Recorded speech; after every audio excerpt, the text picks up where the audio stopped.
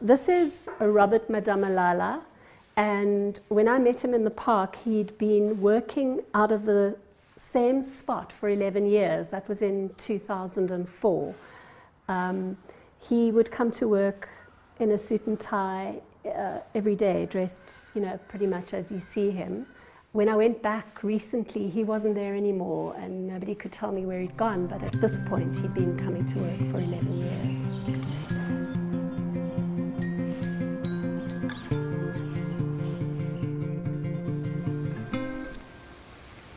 2001 was the beginning of a huge resurgence in interest in the inner city, which was terribly derelict at that time. I was invited onto this public art project that asked artists to engage with the culture and economy of Joubert Park, where we are now, and the Johannesburg Art Gallery, which is behind me. With my interest in photography and not knowing Johannesburg very well yet, I was incredibly excited to find that the park was full of street photographers, and at the center of the culture and economy of the park was the work of the street photographer. And at the time, only the east-west axis of the park was operating. These were the two gates that were open. And there was this incredibly rapid movement of people walking through the park, as there is now. You know, there's just this constant movement. And at the same time, I was very struck by how the photographers occupied incredibly intense and fixed positions in the park, which some of them had been occupying for upwards of 20 years.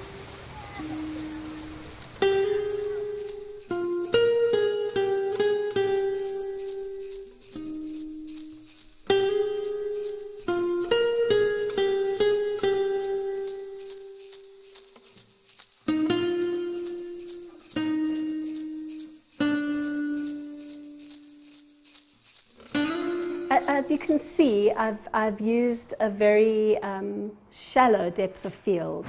I was interested in the photographer themselves being the focus of the image, and the park is represented in a very generalized kind of way. In most of the portraits, you can see a sort of blurry green bougainvillea background.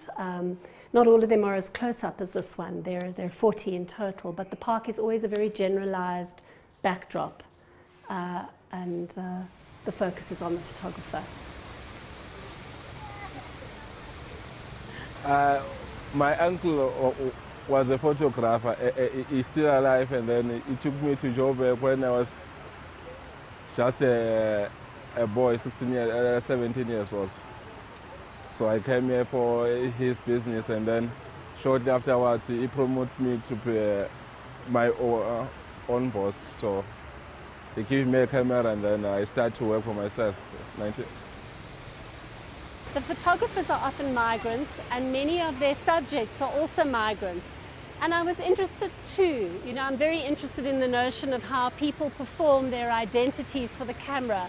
And I was interested in these particular photographs, how people who have a tenuous hold on a new life in the city of Johannesburg perform an identity or perform a family relationship or a personal relationship. People will change many times, and they'll wear the outfit that they wear to their church.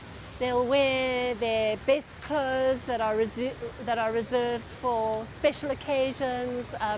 They'll perform multiple identities and commission the photographer to capture these identities that are often at odds with what is really happening in their lives. I was interested in how their body of work had become such an extraordinary social history archive, an unorganized one, but nonetheless, each one of them at any time carries, you know, in their bags, lots and lots of unclaimed photographs that have been commissioned, and that between them, between these 40 photographers, was this extraordinary informal social history archive that documented who was coming to the city 20 years ago and who's coming to it now.